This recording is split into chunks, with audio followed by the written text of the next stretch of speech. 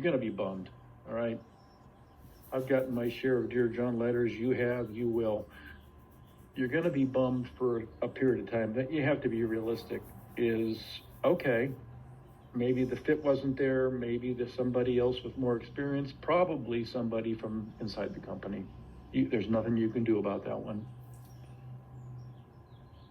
Okay, disadvantages, you, recent grads, limited experience, okay? Whether you've had 2 internships or whatever, it's nothing, okay, compared to somebody that's been in the workforce for a period of time. Okay, so be it. Competing priorities, there's a lot going on once you graduate. If you can come across during the interview as grounded, under control, still some energy and some passion in some portion of that interview, don't just be a robot. But if you can be expressing your thoughts in a clear, concise manner, compelling, factual, actually being authentic, doesn't mean you tell them everything, okay? But not being dishonest, that's going to be serve you well. Level of commitment, not that you're any less committed, 20-something-year-old person, but it's a time in your life where you're not as attached to fixed to what? Another person, a mortgage, other financial requirements. This is illegal, by the way. I'm your age, I'm interviewing in Minneapolis, and one of the people interviewing me, a man, says to me, interview's going well. You know what? Actually, Craig, you're a good candidate, but you know what we'd rather have? We'd rather have somebody that's married, 3 kids, and under pressure to make their house payment. How do you respond to that? I'm 21 years old. I'm single. I don't have a house. I don't even know what I said. I did get the job, but I don't know what I said. Okay, advantages. You want to be successful. You want to get your career off to a good start. You understand you're going to be putting in the time more so right out of the gate. You're not going to have bad habits. The company can train you in the manner that they feel works. They're not changing your personality, but they're trying to give you a process that they found works for them. AT&T is good at this. Their companies, I'll be candid. I don't recommend AT&T like I did in the past. I used to work with their West Coast recruiter. She was on colleges. She no longer works there. We had some people hired, Tritons, to work for AT&T in cybersecurity software sales. This was not selling phones at the mall. Don't need a degree for that. Some of the people had good experiences. Others used it as a springboard to get to some other areas. Okay, but AT&T loved to get experienced people, but they had a recruitment department, AT&T employee. This woman had the West Coast, called on certain universities and mined it for talent. And they had a process they felt worked. They figured, we get talent, we can train them how to sell our products with the AT&T mindset. But it's kind of gone south since then. I don't put them top of mind, and she's not recruiting on our campus anymore anyway. All right, you're skilled in technology. Everything comes easier to you just because you grew up with it. Past performance predicts future results. If nothing else, let me just stop here for a second. In your interview, if you're being interviewed by somebody with experience, knows what they're doing, and that's going to be most of them, all they care about is, what have you accomplished in your past? We know you haven't been in the workforce 10 years, but what have you accomplished in your academic and other extracurricular clubs, organizations, sports, etc., any time where you're interacting and in a team environment, working toward a goal? What success have you had in the past is going to translate. Winners are winners, okay? Everyone's looking for them. Everyone wants them, okay? Everyone thinks they are, so to speak. I had some launch plans due this morning, last night at 11:59. Not you guys, my marketing classes. And I had a number of people miss, and that's a zero.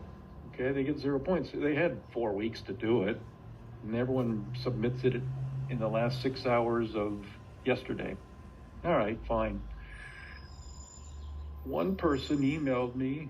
I said, well, he said, I'd like to talk with you after class, which we just did not too long ago. We talked through it and came to some sort of resolution. Others kind of emailed me, hey, I missed it. No explanation as to why. What do I do? Well, in that case, you're putting forth zero effort. You're not meeting me head on. It's like, sometime be a man, be a woman, be a grown-up, address the issue, okay? When I get those emails, I just said, you have a zero, it will remain a zero, you won't pass the class. I sign my name, Everhard. I'm basically saying, shit, if you can't get your act together, why am I going to bend and make all kinds of allowances? I'm not. Past performance predicts future success. Okay, what can you do? Strong academic performance. The only job they'll ever ask you, potentially, your GPA or how'd you do is your first one. After that, they don't care what school you went to. They don't care your GPA. You were at such and such organizations for 3 years. Let's talk about that. That's all they want to talk about is your work history. Get involved besides just studying, getting good grades, so to speak. We don't always hire the 3.7 versus the 3.1. Okay, helps. It's the whole package. But it's basically saying you realize this was your primary role. You got to make money, you got activities, you got a scholarship in sports, but your primary role is academic. How'd you do? I find people an inch deep and a mile wide. This isn't high school anymore, trying to get into college, showing all the things you did. Be really good at one or two. Get really involved at one, maybe two. Clubs, organizations, etc. Okay? If you're just on a bunch of different campus organizations and you're not in any specific role and you're not in a leadership role and you don't have any substance when you get that question, it's going to hurt you more than it's going to help you. That's just my opinion. Remember Bill Gates and Warren Buffett, busy's the new stupid. Nobody cares how busy you are. It's just dumb. Prioritize. Be disciplined. Okay, look at some of these others. Type a letter. It's outdated. People never get letters in the mail. You're going to post to the company website. You're going to do this. If you're looking to get a cup of coffee with someone, if you're looking to network with somebody, emails are so easy to delete. Sometimes you just type a letter and sign it, and put on a stamp. They'll open it. May or may not read it, but it's got a better chance than if you send some email, don't know this person, delete. I have all kinds of people trying to sell me ways to be a better instructor. All kinds of learning things. Not interested. I have a friend. He didn't send a letter. Don't do this, by the way. He didn't send a letter. He sent a brick. And on brick and chalk, he wrote, I could be the cornerstone to your business. And he mailed it to these TV executives because he was in the TV entertainment business. Let's just say, I know he mailed a number of, let's just say he mailed 4. 2 or 3, and these were fairly senior people in this TV world, called him and said, his name was Ed. Ed, I don't have a role for you. I just had to talk to the guy that did this. I want to at least give you chops for doing something different, little creativity. We don't have anything at the moment, but I want you to know I didn't throw your resume away. Okay, this was in the paper days when everything was mailed. Okay? Give yourself a pep talk. You're going to have rejection in life. Okay? Get a good night's sleep, get up, just go. Yeah, there's no other choice. Just keep moving. Okay, one slide on each. Some of you, many of you, maybe all of you have had a phone screen. a team or group interview. Some of you have had that. HR interview. The hiring manager, of course, if you're going to get hired, your boss, you want your boss interviewing you. You want to see if you're the fit, and he or she wants to see if you're the fit. You're both kicking the tires. Confirmation interview, I'll explain that. It's either an external recruiter hired by the company to screen through. They start with a bunch of resumes, 80%, 90% get pushed to the side, not thrown away, just pushed to the side for now. And then there's this group that they want to talk to people. And they're not going to bring you in, not going to do the song and dance, not going to be an hour all in. It's going to be a 20, 30-minute phone interview. You've had them, okay? It's not face-to-face, it's not ideal, but everybody else that you're competing against is in the same exact situation. If they can't see you, maybe it's Zoom, but if they can't see you, your voice, your inflection, your energy has to come through. Now, don't be fake. Don't come and be someone you're not. But don't answer everything in this monotone, static voice. Certain questions you need to demonstrate you got a little energy, you got a little fire, okay? They're going to want to see that. Now, the words matter, what you say, what you've done. It's not an acting job. It's not a screen test, but you've got to generate energy, and you want to convince them that you're interested in this job. You're not sure if you want it. You have some other things going on. On that 30 minutes, that's all you want. Okay. They're not going to make any decisions hiring you. Not, any questions? We'll get to questions in a second. Summarize your strengths and your interest, express your interest in, and ask them about next steps. And sometimes they're a little bit standoffish and it's a big smoke screen and you don't know what's going to happen. A lot of times they'll be fairly candid with you. You know what? Like what I heard today, we've got some other people to talk to. I can't commit to anything specifically in terms of progressing you to the next step, but you can hear it in their words. You can read in between the lines. I think I'm getting moved along. And you'll find out shortly after that. You walk in, you're in a hotel. You're going to have an interview. You have your best suit or business attire on. You walk into the room and there's 4 people sitting in a chair looking at you. This is the group interview. I've never done these. I just didn't think it was right. I'd rather spend more time having 4 separate people interviewing you or me each hour, okay? Takes longer. In my mind, it's better. Because I want to see the candidate relate, connect, or not, with the person they're interviewing with. Now in a group, you're talking to all, you're establishing eye contact, you don't make the rules, you walk in and there's 4 people. It's not ideal, but it does happen, okay? Or you're in separate rooms individually. There's going to be an interview form, okay? Whether there's 4 people sitting in one room or there's 4 rooms in the embassy suites and you're working your way down. They're going to have a form because 1, they're seeing quite a few people that day, and 2, they want to make their notes, not good answer, not bad answer, just their notes for when they, at the end of the day, and trust me, you're long gone, but at the end of the day, they're talking through each candidate in terms of either offer them a job or continue them along the interview process. Your questions are important here. We'll talk about it in terms of 90+% of the interview is going to be you talking, answering their questions. They're going to say, hey, we have a couple minutes. What questions do you have? They don't want 10 questions from you, but they want to see what thought you put into it. No, I'm good. I think everything's been covered. That's not a good way to end the interview. No, I'm good. I'm interested. Let me know how, if you need anything else from me. You want to be there summarizing, asking for something, we'll talk about it. HR can do the phone screen a lot of times, and I would have them. They don't ask the technical questions, engineering, sales, accounting. They don't do the job, but they get a sense for the person, the work ethic. They get a sense for, here's our company culture. They know it. Do I feel, and they're really good at this, do I feel, chances are, high probability, that this person would fit in or not. And a lot of times it's the HR people that see the radar antenna will go up and think, well, they've got all the skills on paper, but there's something about it. And let me give you an example from my interview. That's a really important part of the interview process. They won't give you a lot of feedback, a lot of love. I mean, they're good at interviewing, they're getting the information down. They don't establish personal contact at that point. You're not going to be reporting to them or working in that same team as them.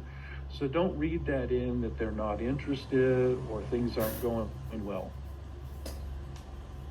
What questions do you have? Not the technical questions of the job, a little bit about you have exposure to a lot of people within the company. What would you say are the competency skills that rise to the top in people within the organization? What does it take to be successful here? Oh, they love that stuff. Company culture, the training, competencies, speak their language. Okay. Well, obviously, this is an important interview. This is the person that's either going to offer you the job or not, and he or she's going to have others spend time with you, interview you, but this is one that matters. Same time, you're kicking the tires on them. I have a good friend. I wanted to hire him. He interviewed with the marketing senior director. Wasn't the VP of marketing, the marketing senior director at this company I was at. While he was interviewing him, the marketing senior director was scanning, looking at his computer. I don't want to say reading his emails, but distracted, yawning, kind of going through the motions. And this person I wanted to hire knew they were going to be interacting with marketing almost as much as sales. Okay, it was an internal job. And he declined. I offered him the job. He said, no. He said, Craig, I'd like to work for you. I think the people on the sales team, I'm sure the marketing people are terrific. He said, I had a bad experience. And I'm just not willing to commit to that, because if that person's not showing me the respect and the commitment to getting the best person for that job, I just don't know what it would be during the course of a work time period. He declined the job. Every hiring manager is going to have their go-to question, and it's not make or break, but it's important. Mine was this. I'm looking at a name, Tiffany, don't speak. Tiffany Oliveria. She and I'm very interested. She's had a number of interviews. I mean, I'm giving her the kind of standard questions. You can predict 90% of the questions that are coming your way. I'd say, Tiffany, something you're comfortable talking about. What are you most proud of? Anything, your entire life. What would you look back and say, boy, I'm proud of that? And then I just shut up and look at them. And I found over the years, it enables the candidate to talk about who they are, what matters to them, what makes them tick, what's important to them, what have they overcome. And I start with something you feel comfortable talking about. I'm not looking for some tragic event. And I get the most interesting answers, and you can just see the person's personality. All that garbage falls away in terms of the stiff environment and everyone in a suit, and we're behind the desk and we're looking at each other, and the real person comes out. And, I either am even more interested, or I wouldn't say not, because no one's ever given me a really bogus response. But if I'm in the buying mood and I ask that question and they nail it, and I'm impressed with them as a person, that's a good sign for everybody. Okay, what do we have? Oh, last one. Sometime the hiring manager says, Tiffany, things have gone very well here. We talked through some number of things. I answered your questions. The final step in this is I'd like you to spend some time. It's probably going to be on the phone. Probably not going to have you come back in. But I'm going to have you spend the time with my manager, my boss. I'd like her to speak with you. I was forming a biotech company in San Diego in 2003. And we were forming a new sales force. It was my job. Get it off the ground. Sales training, sales ops, sales reps, sales managers. Well, I started with the director level because they would hire the cascading on down, or we would do it together. But I needed that core group of 4 people. And my boss, the CEO, a woman, Ginger, said, you know what, Craig? We're launching our first product ever. It's taken 15 years to get here. If we're not successful, the company's out of business. I think I should probably spend some time, in other words, spend some time with the candidates that you'd like to hire. So you work up who you want, go through your process, but before you make the formal job offer, I'd like to spend some time with them. And I thought that made total sense. All right, critical position. If that group doesn't hire the right people and we don't lead them and we don't get the sales, we're done. 15 years down the drain. Somebody will take our products and the company will go away. I respected her for that. I didn't view it as a sign of weakness. She didn't trust me. And she came back with some real good insights that were helpful for me, okay? She just didn't go through the motions. Okay. Let me pause for a second. Just some tips. You know these. Sometimes it's good to hear them each time, okay? Sometimes it's a good refresher. Be brief. Don't wax and wane. Don't go on and on. If the little voice in your head says you're talking too much, guess what? You are. The little voice is never wrong. At least I've found that. You probably sense the same thing. When you sense something goofy in some social interaction or an interview, or you're talking too much, your inner voice will tell you.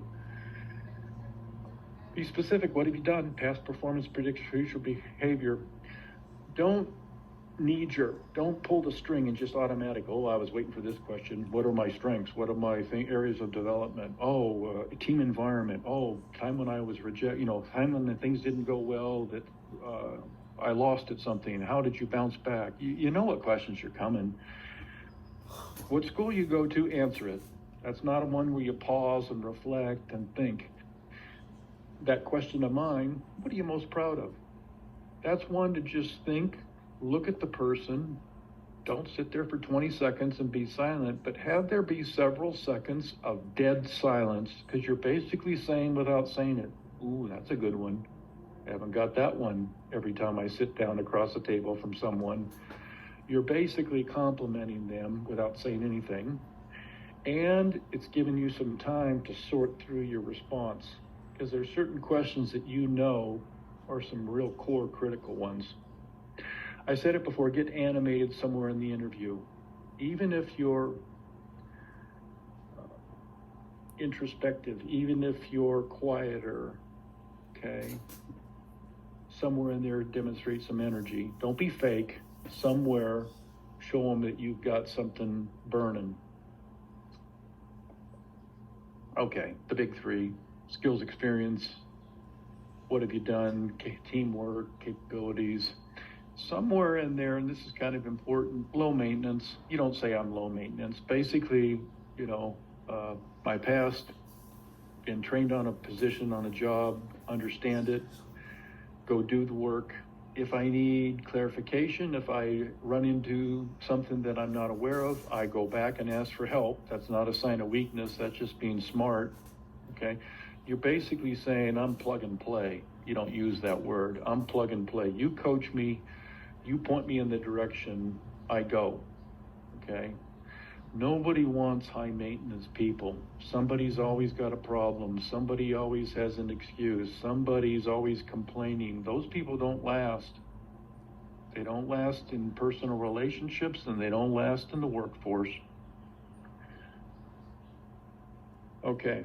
What not to ask. Basically, the headline is, get the job offer first. There's all kinds of time to ask about vacation time, and they'll tell you about what their offer is for the salary, other things related to compensation, okay? Get the job offer first, then you can ask all kinds of questions.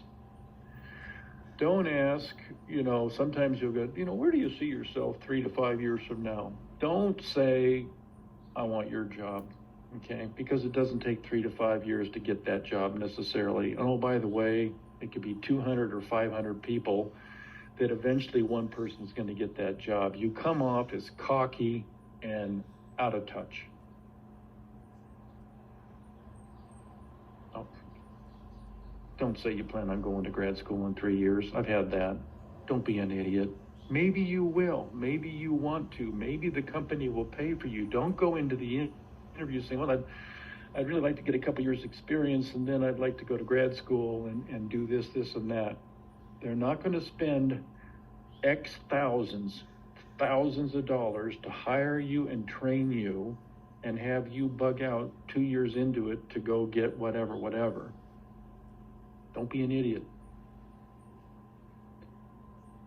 Okay. Take a look at these. Hey, you know what? People like to talk about themselves. Did you ever know that? I think you did. People like to talk about yourself. I looked you up, knew I was going to be interviewing with you, looked up on your LinkedIn page. Boy, you've accomplished a lot. Congratulations.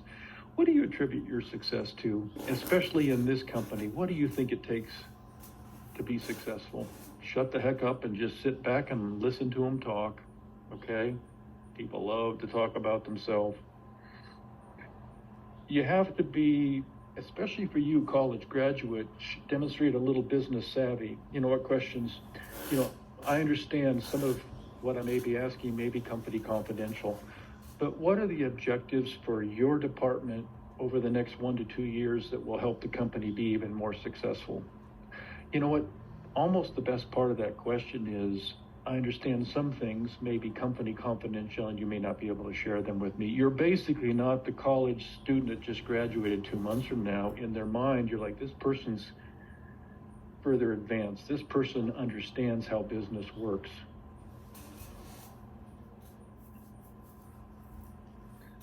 Okay. References, don't put them on there. If we want them, we'll ask for them. Okay, don't put them on there, on your resume. Put the appropriate people, people you've worked for in the past with. Okay, it could be customers of yours. If you had a past position in the workforce. When people call me, if you ask someone to be a reference, don't just put them down, or you talked to them 2 years ago and you just think it's automatic. Call them. I've been asked for references. I'd like to submit your name. Here's the position I'm interviewing for. Here's the company. Here's why I'd like to have this role. And here's what I think is important to them. Give them a rolling start. Don't just let them throw out the same, very team player, strong player, very action oriented. People will tune out. People want to have time to think through some examples that they can share with that person calling for the reference. I always get 90% of the time people say, I'll ask their questions, Mr. Eberhard, Professor Eberhard, blah, blah, blah. What, anything else that you'd like to add or you'd like to share? That's almost always you'll get that, just sort of at the end there. Most people, no, I think I'm good. I spent 10 minutes with you. I'm a busy person. You don't say that, but that's what you're basically thinking. Is I say, I want to tell you, the person that you interviewed, okay, Marius, I'm looking at Marius, your name. Marius, I would just like to state, the person you interviewed, that's the person you'll be getting. Because some people can turn on the juice and put on this razzmatazz and have all the examples. Marius is the type of individual that what they say is what they'll do. What they say is what they've done. If you had a good sense, and the only reason they're calling a reference is they're interested. They just want to get pushed over the edge, the ledge. They just want to be 100% buttoned down. I always end with, the person you interviewed is the person that you're going to get on day one. I can assure you that. They can't get off the phone fast enough with me. They can't wait to get me off the phone because they're in. All right. Oh, let's switch gears. I'm going to pause for a second. Any questions? That's topic one. This one will be shorter. This one's kind of interesting. Okay, leadership principles in leadership. I'm going to give you a couple thoughts. I'm going to give you some examples. You're not going to be working for these people. Some of them aren't alive anymore. But it's the traits and the personality type that you can look at and you can model yourself after, and you can look for in people that you are considering working with and for. Okay, people at senior levels, they're all smart enough, okay? They're all smart enough. Are they comparable skill set of emotional intelligence? Do they just care about themselves only, their money, their power, their authority, or do they care for the people within their organization? Because the smart ones know if they're doing their job well, I'm going to be doing mine or being looked on favorably, okay? What types of gold standards? So this is one person, actually it happens to me. This is my list, and the next one I asked ChatGPT, what's a traits of a good leader? Selfless, understands success is achieved through others, okay? Clear, consistent communication, engaging, energetic, optimistic. You can't be pie in the sky, but you always have to exude and deliver hope. We're going to get there. We're going to make it. We can do it. Actually care about people. Listen to them. Open-minded to you present a compelling statement, a compelling counter-argument, I'll consider it. Doesn't mean I'll go with it, but I'll give you an opportunity. The solutions are all within the organization, okay? The marketing person knows more than the CEO. The manufacturing person knows more than the CEO about manufacturing. They have the knowledge there. Eventually, needs, issues, decisions bubble up to the top, but if you're reaching down into your organization, you're going to make better decisions. Okay, effective repress human nature. We're weird animals. Power, money, sex, greed. It's in all of us to some extent, okay? Some don't do a good job of it and they're on the headlines, okay? But understand that need for power and attention and money, everything, is always sort of simmering. And are you able to manage it? And are you able to have these other attributes take a stronger center stage? All right, ChatGPT. I'm not going to ask you these. I think this is just more informational here and here, but these are good, okay? There's none here I would say, well, that doesn't make any sense. Oh, thank you, ChatGPT. Okay, I picked a few people. I think I showed you this at the end of last lecture on Wednesday. Here's a few people, 1 slide, 2 slide per each. Lincoln, let's start with him, okay? Here's a quote. Each one I have a quote, and then I put these words in on what I thought with these people. I got to choose them. Nobody told me to put Lincoln. Be sure you put your feet in the right place and stand firm. That guy, he knew he might take a bullet, and he did.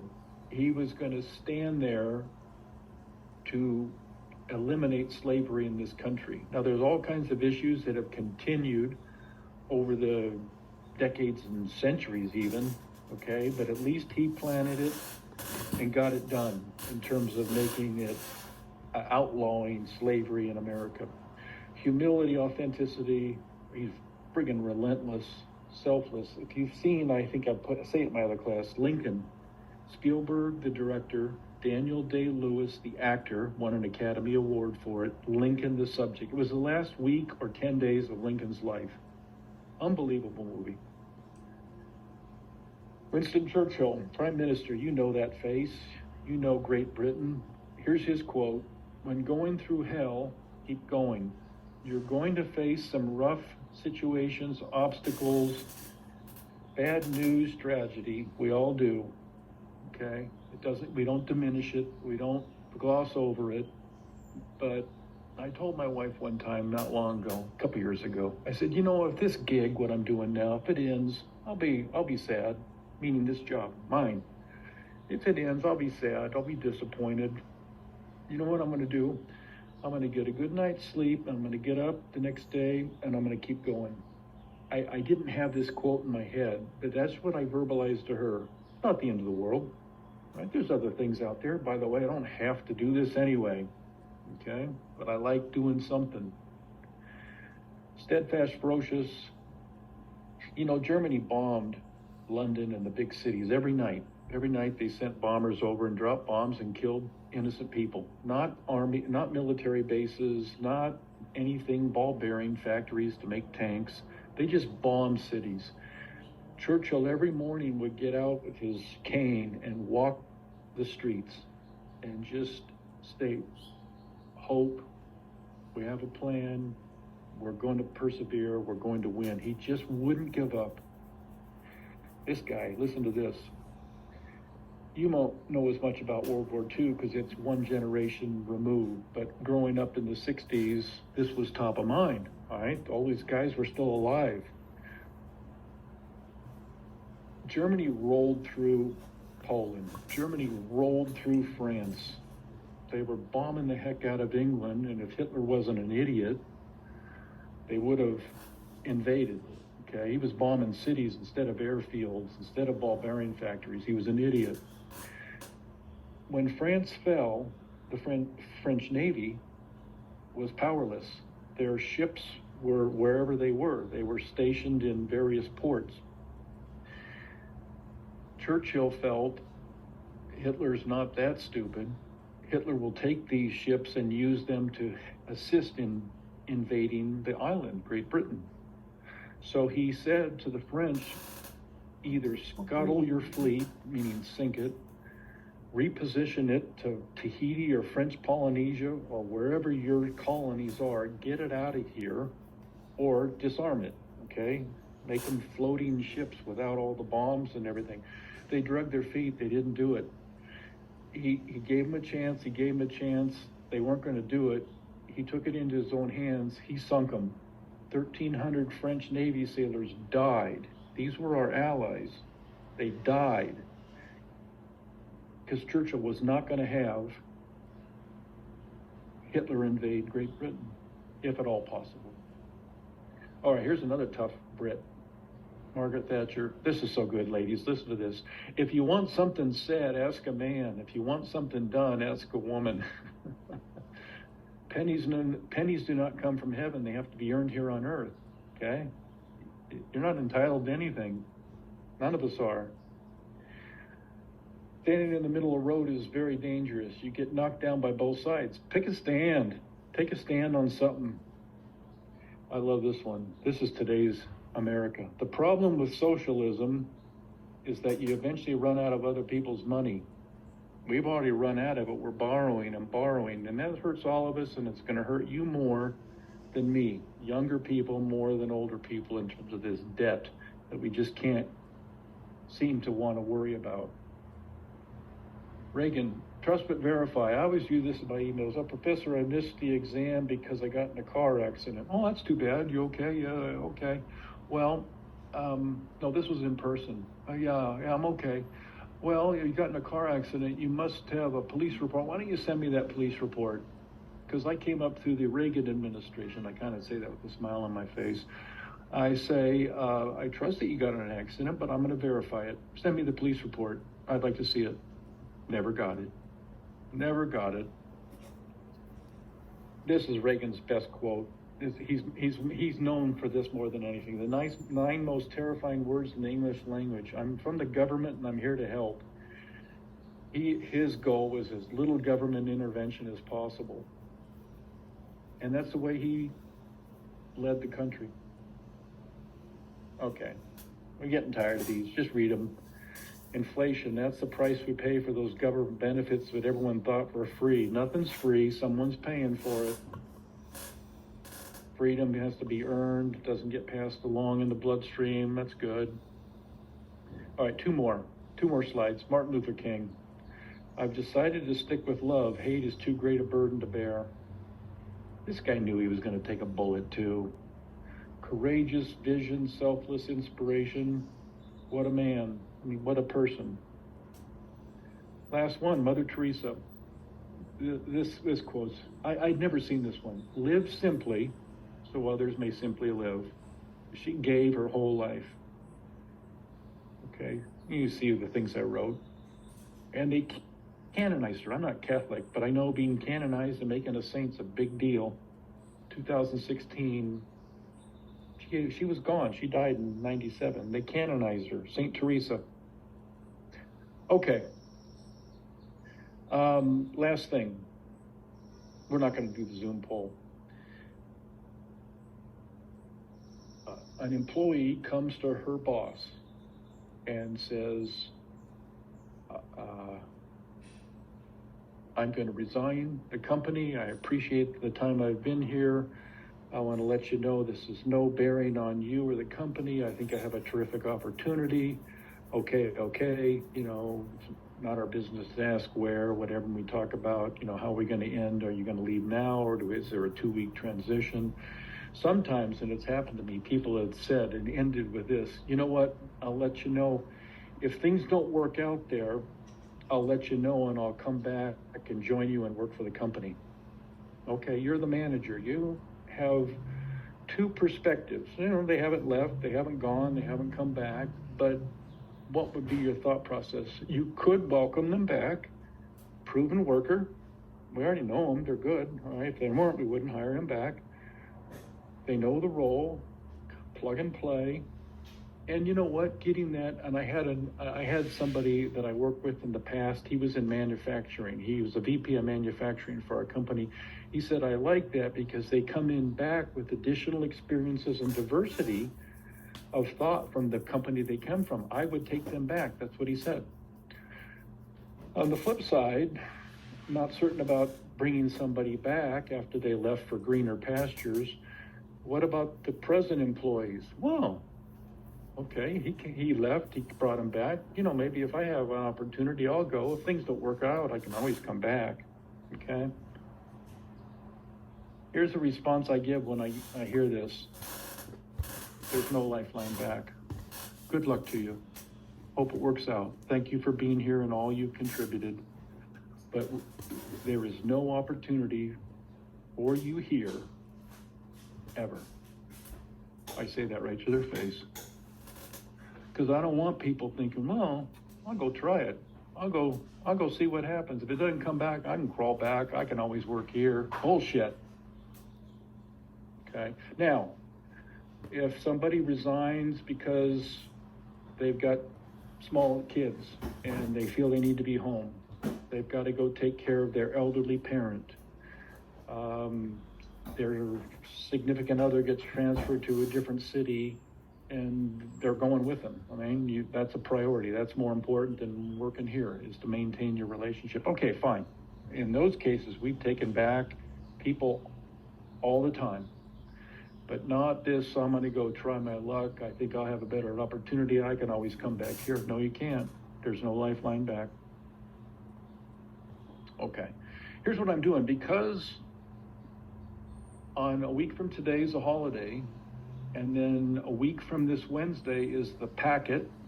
I'm not going to go over that. I've been going over that plenty. The packet, I'm going to front load this lecture I often give at the last lecture, lecture 20, because I think there'll be, who knows the percentage, but the first time and only time I've done it last quarter, 50 to 60+% did in their mind well enough for them to opt out of the final, and they chances are wouldn't come to the last lecture or two. I'm going to front load this in terms of career management, but it's a number of things. It's basically the titles: wealth creation, wealth management, wealth transfer. I don't have any tips on how do you to get rich. I have some thoughts for you to think about. Okay, we'll talk about that. Okay, how'd we do? Hey, it's an hour. See you Wednesday if you